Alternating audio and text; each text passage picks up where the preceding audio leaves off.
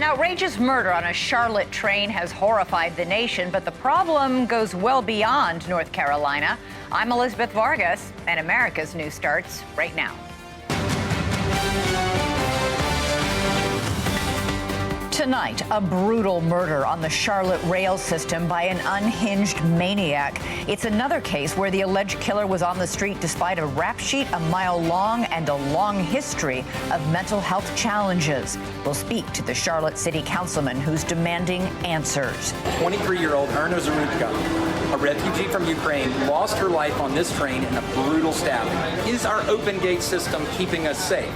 Then, think today's marijuana is just a harmless high? Well, think again. A deadly danger you haven't heard about. At that moment,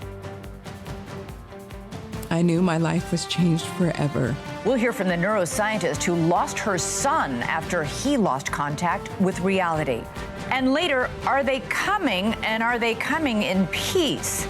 We'll hear from the Harvard astronomer who says this interstellar object could dispatch mini probes to Earth as it passes through our solar system. We begin tonight with the shocking murder out of Charlotte, North Carolina, that is sending waves of sorrow, outrage, and fear rippling across the country. We are referring, of course, to the senseless stabbing of 23-year-old Irina Zarutska, a Ukrainian refugee who escaped her war-torn homeland with her family with hopes of starting a new life in the United States. But she fled the bombs in Ukraine to meet a sudden, violent death, allegedly at the hands of this man, 34-year-old DeCarlos Brown. Irina Zarutska was not the kind of immigrant the Trump administration wants to round up. She was here legally, going to community college, working hard at a pizzeria. And she seemingly had no criminal record, unlike her alleged killer, who had been arrested at least 14 times. Her fatal mistake was assuming she could take public transportation safely. And new security camera footage tells the story of what happened next in graphic detail. A warning, it is tough to watch. The footage shows Irina boarding a Charlotte train, sitting down, wearing earbuds, scrolling through her phone, basically zoning out, as many people do when they're on their commute home. As you can see, she's minding her own business, not bothering anyone. But about 4 minutes later, the video shows the man sitting behind her pulling out a knife and then stabbing her in the neck 3 times. This happened at 10 p.m. on Friday, August 22nd, but Charlotte's transit system just released the video over the weekend. Police arrested Brown on the train platform after the attack. He is homeless and has a history of mental health illness. He's been arrested more than a dozen times for crimes including larceny and robbery with a dangerous weapon. Now he is charged with first-degree murder. President Trump condemned the senseless killing while speaking at the Museum of the Bible in Washington, D.C. earlier today. There are evil people. We're all people of religion, but there are evil people, and we have to confront that. I just give my love and hope to the family of the young woman who was stabbed this morning or last night in Charlotte by a madman, a lunatic. Just got up and started. It's right on the tape. Not really watchable because it's so horrible, but just viciously stabbed. She's just sitting there. So they're evil people. We have to be able to handle that. If we don't handle that, we don't have a country. The president followed that up with a Truth Social post a few hours ago, and like so much, it is political now, this terrible tragedy.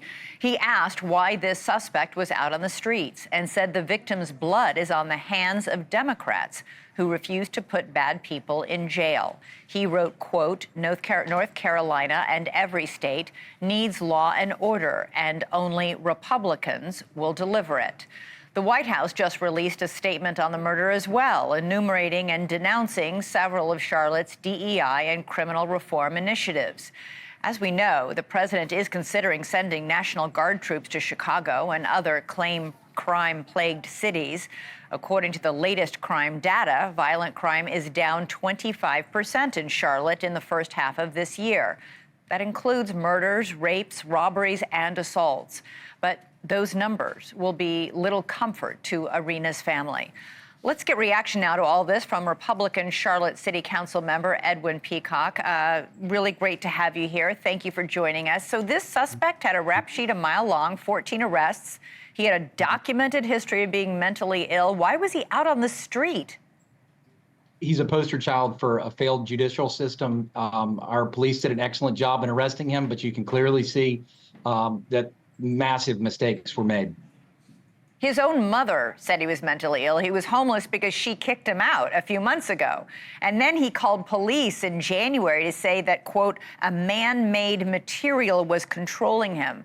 At that point, it was terribly clear to the police at that time and to anybody else paying any, modicum of attention that this man was very mentally ill. It's tragic beyond belief. I know I speak for myself and the rest of the city council that we're shocked and appalled. We have asked for our mayor to respond, and she has, just as of a few hours ago, to obviously beef up cops on our trains, as well as an issue that we've brought up on multiple occasions, which has been the fact that Mr. Brown did not pay a fare.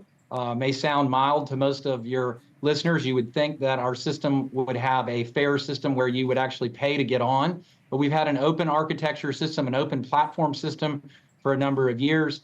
And I believe that obviously this is going to be possibly the beginning of the end of that type of system, because we don't really know who's on it. Now, would that have prevented this individual? I'm not certain, Elizabeth. I don't believe it. We'll never know.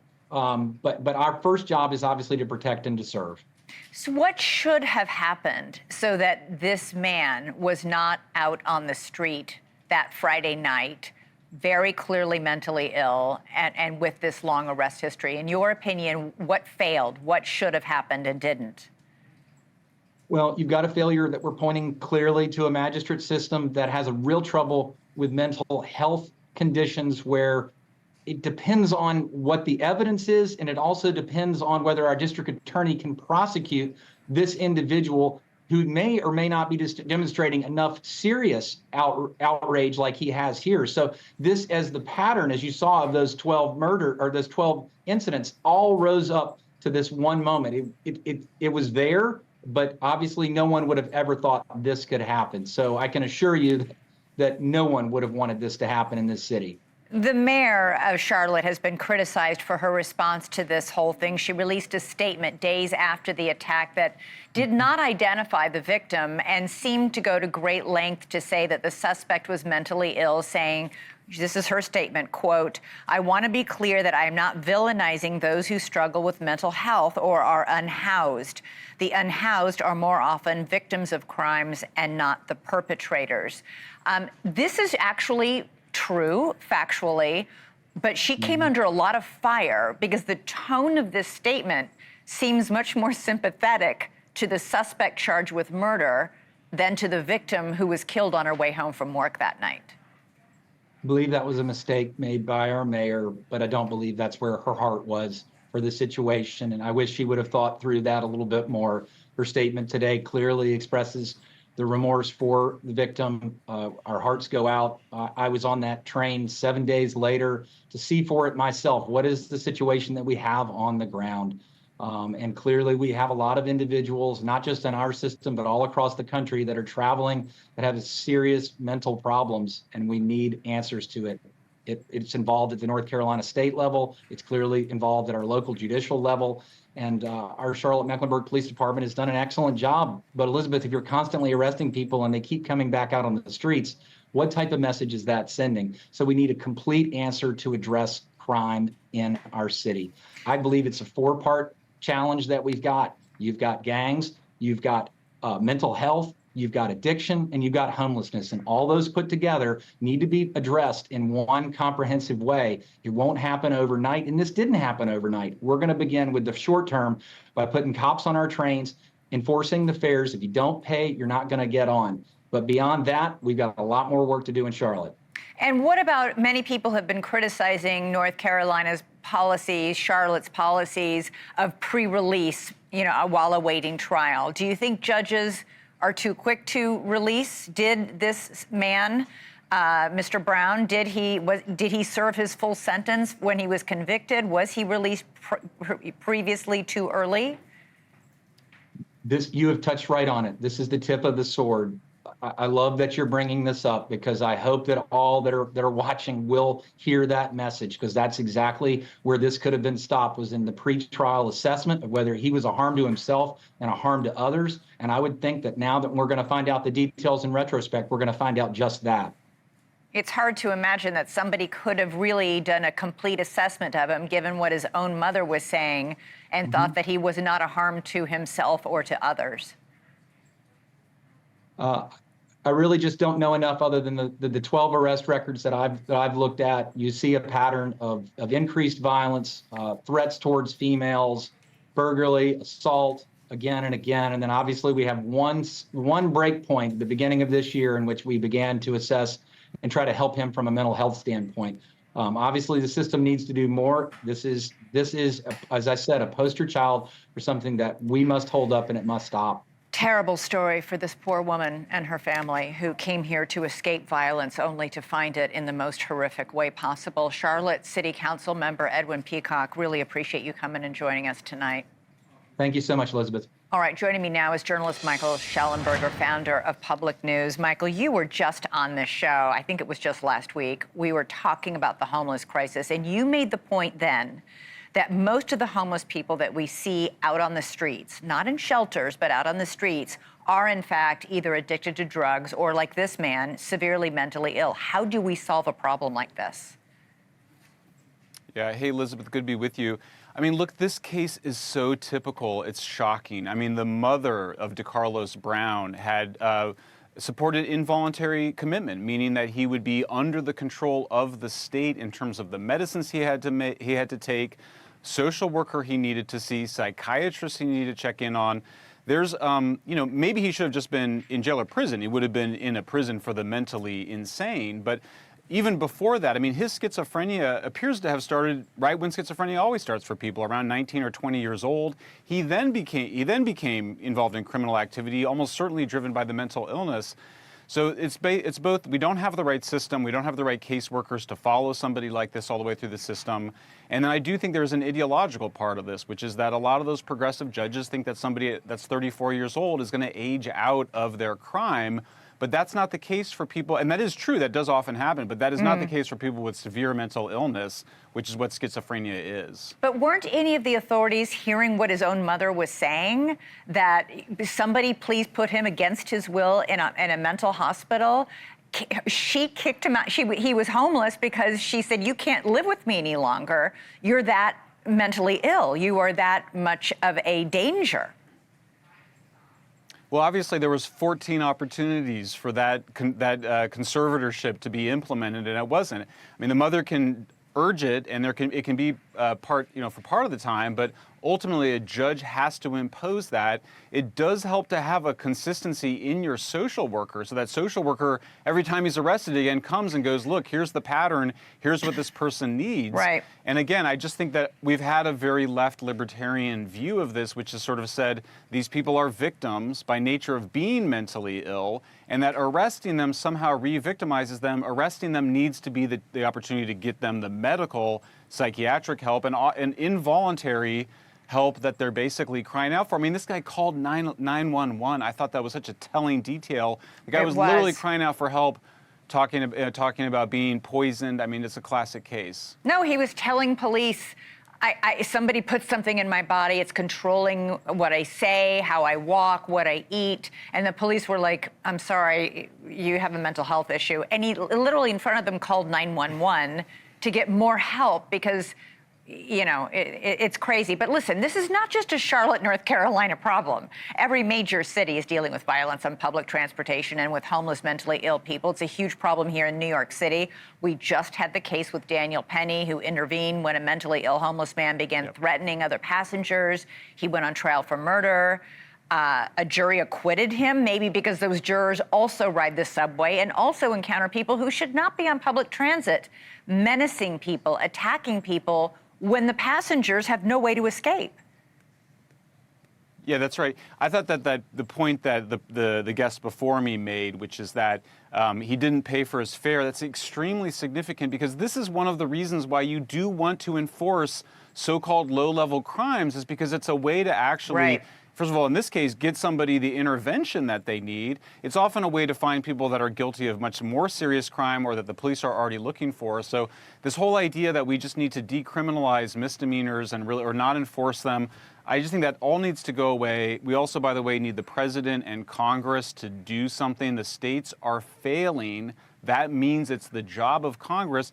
President Trump made some remarks that are madman, evil, madman. And that means that we have a mental health crisis that the president and the Congress have an obligation to address because the states are clearly not able to handle this. Ever since the last presidential election, when I think it was Andrew Yang who started talking about maybe it's time for us to incarcerate or hospitalize people who are mentally ill against their will. Mayor Eric Adams in New York City also raised the same issue around the Daniel Penny case, because in that case, it was also somebody with a documented long history of mental illness.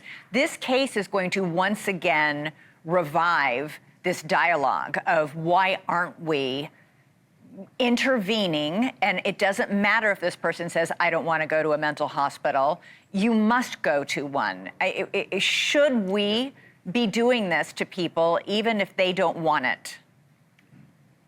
Well, yeah, I mean, and look, the line between it is, it's not like we should be like forcibly hospitalizing everybody that becomes schizophrenic at the age of 19 or 20. Most people respond to some amount of treatment. I mean, it's a difficult life, but you get that early intervention there. But when you've committed, 3, 4, 5, 10, I mean, this is insane, 14 arrests. So certainly any violence, any crime is a huge red flag. This is, in Europe, where you have functioning psychiatric and mental health systems, you would not see this. Like, this person there would have been an intervention long before this person did this. You have other attacks going on, often like religious fundamentalists, but this level of mental illness that we allow because of a broken system, because of an ideology, is just much higher than it is in the rest of the Western world. In Europe, do they hospitalize people involuntarily? Well, yeah, and in fact, there's the very good book that just came out a couple of years ago called Conservatorship, which is about this issue, and the author points out that in France, where they intervene more strongly with mental illness because you have a more of a nanny state in many ways, but they intervene earlier with people with severe mental illness. The author points out that when he goes to France, he doesn't see people with the level of mental illness and addiction that he sees doing research in places like New York or the Bay Area. It's one of the things about it is that we have the sickest people on the street anywhere in the Western world precisely because we're unwilling to impose that hospitalization and that mandatory treatment on a population that's clearly out of control. They've lost control. That's why they're living in tents on the streets. I mean, that's not something that's a classic story. The mother couldn't take care of her son. That's the moment the society has to step in and get that son the help he needs so he doesn't hurt other people. I mean, the sad thing is, when he killed that woman, he was killing a monster. He wasn't in reality. He was in a state of very bad psychosis. An awful, awful story, and it's not just New York City and the Bay Area, as you just said, but also, as we just saw from the videotape, it's Charlotte, North Carolina. Many other cities are grappling with this and dealing with this, and as a nation, we have to figure this out. I mean, we keep arguing about it and debating it, and then nobody does anything, and it sort of just fades away until the next awful, awful case happens. Michael Schellenberger, always great to have you on, and we will be seeing you again tomorrow after you testify on Capitol Hill, by the way. Are you all set for that? Yeah, looking forward to, again, another important topic, censorship and free speech. All right. Well, we will get all your thoughts on how your testimony goes. Good luck tomorrow. Thanks, Elizabeth. All right, coming up on America's fastest growing cable channel, a horrific terror attack in the Holy Land. 6 people shot dead at a bus stop in Jerusalem, more than a dozen others wounded. I'll talk to an Arab-Israeli paramedic who was among the very first responders on the scene trying to save lives. Bill O'Reilly uncovers the world's most ruthless men, past and present, exposed. Evil is contagious. Leland Vittert hosts Bill O'Reilly, Confronting Evil, Wednesday, 10/9 Central, only on NewsNation. Another terror attack turned a morning commute into deadly chaos in Jerusalem today. 6 people were killed and another 12 were hurt in a shooting at a bus stop. At least 2 of those people who were hurt are in serious condition. Israeli police say 2 Palestinian attackers from the West Bank opened fire on people waiting for the bus at around 10:15 this morning. A soldier and several civilians shot and killed both of the attackers on the spot. A third person was later arrested in connection with the shooting. Israeli authorities are describing it as an act of terror. Hamas praised the attack but did not claim responsibility. The attack is just the latest incident of violence outside of Gaza as the war inside Gaza extends now far beyond its borders. So, will today's deadly shooting change anything? Well, we could be at an inflection point tonight in the arduous efforts to bring all those hostages home. President Trump issued what he said was a final warning to Hamas to accept a deal. He spoke to reporters Sunday evening, saying he was delayed because of new developments. Some things came up having to do with Hamas, etc., and we're working on a solution that maybe could be very good. Can you tell us what that solution is? No, but you'll be hearing about it pretty soon. We're trying to get it ended, get the hostages back, get it ended. A total of 48 hostages remain in Gaza. 20 of them are still believed to still be alive. As fears grow that more hostages could die in captivity, Israelis are saying enough is enough.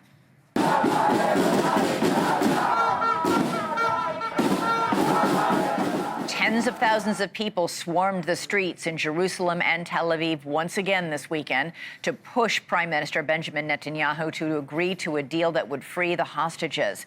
Netanyahu, for his part, has his eyes on the battlefield.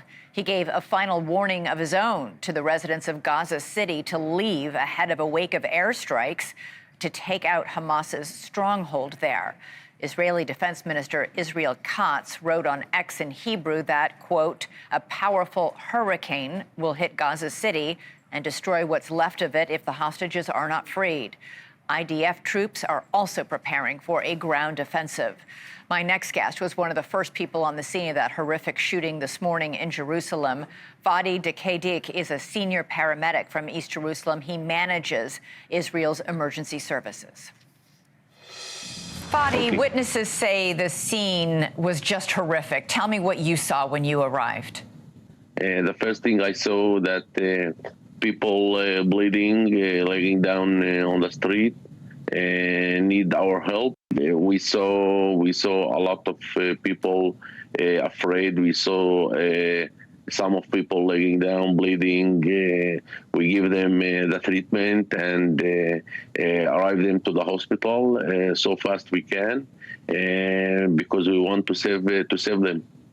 Yeah, the video, some of it that we've been playing and seeing shows a lot of panic at the scene with wounded, as you said, lying on the road, on the sidewalk. What is the first thing medics like you do when you get at the scene, checking for who can be saved? We checking who's I can say we can save. The very important thing is the first thing we must do is stop bleeding and give the patient all the treatment what they need, and after that arrive them to the hospital. We know that the 2 gunmen fired many shots. What kinds of wounds did the people have that you were able to help? How serious were their wounds? All the body. Some of people they have shoot in the head. Some of them in the chest. Some of them. So head wounds, gunshot wounds to the chest, to the head, other parts of the body too. Yes. Some of them they shoot them in the head. This neighborhood in East Jerusalem, you live there. It's also home to many Orthodox Jews. 4 of the victims were rabbis. I born in Jerusalem. I live in Jerusalem, a small village. His name is Beit Hanina. Our neighborhood is Jewish people. We live together. We know when together. We know together. I think the not all the people is bad people, but some of them want to kill people without reason. I think today the people was killed without reason. It's so sad. In Israel we have a dynamic life. Every day you have a new thing about what's happened today. One of the hard things you can think about it. Yeah, Fadi Dakaidak, you do great work there as part of this medic unit, one of the Arabs on this medic unit in Israel, and you really had some really tough things you had to do today. Thank you for what you do and for joining us tonight. Thank you. Thank you very much. All right, coming up for us, marijuana might be good for pain relief and anxiety, but data also suggests a connection between today's high-potency cannabis and psychosis. We'll be joined by a mother next who lost her son after he started smoking when he was 14 years old.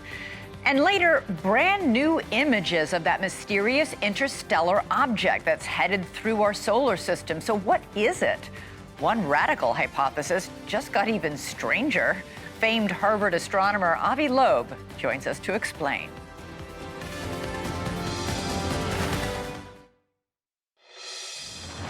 The countdown is on, and it's just a matter of weeks before the unique interstellar comet known as 3I Atlas is expected to pass closest to the sun between the orbits of Mars and Earth. Scientists say it'll be the last opportunity to study the unusual visitor up close before it flies away for good. These new images from the International Gemini Observatory in Chile show the comet's growing tail. But the tail, or more specifically, the lack thereof, has made some experts question if it was a comet at all, or maybe something more special. My next guest, Harvard astrophysicist Avi Loeb, has suggested the 3I Atlas is actually some type of alien technology sent here from another solar system. And he's come on the show before to lay out the scientific reasoning behind that startling hypothesis. Well, this weekend he made headlines again when he said that the object could actually be on a mission to release, quote, mini probes that could invade Earth. Avi Loeb joins us now. He's head of the Galileo Project, director of Harvard University's Institute for Theory and Computation, also the best-selling author of the book Extraterrestrial. Okay, I'll bite. What are these mini probes you're talking about, and how would this even be possible? Well, there are two possibilities. If it's a technological object, then it might maneuver itself. We haven't seen such a maneuver so far. But the other possibility is that it may release some other objects that reach the planets, and it will continue along its course to the next star. And we just need to keep our eyes on the ball, the way that basketball coaches often say to their team members, because we don't know, but it may well be just a rock which has some ice on the surface that evaporates, in which case we will say it's natural. You know, I defined a new scale last month that is now called the Loeb scale, where 0 is a natural object and 10 is a technological object. And at this point, I give it around a 4. But if it looks like a comet as it comes closer to the sun, I'll reduce the rank closer to 0. Well, 4 is not 10, so it's actually, you think there's more of a shot that it really is actually just a comet? Yeah, the reason was that the inferred size of the object was huge. It was between 20 and 46 kilometers, unless there is a dense cloud of dust around it that is scattering sunlight. This is an object, if that is the size of it, that is 1 million times more massive than the previous interstellar objects we've seen, and that's quite unlikely. There is not enough material in interstellar space to bring such a huge the fact object. that it's unusually large is what's making you doubt that or at least be open to the possibility that it's not just a comet? That's one aspect, and the second is that the trajectory is aligned with the plane of the planets around the sun.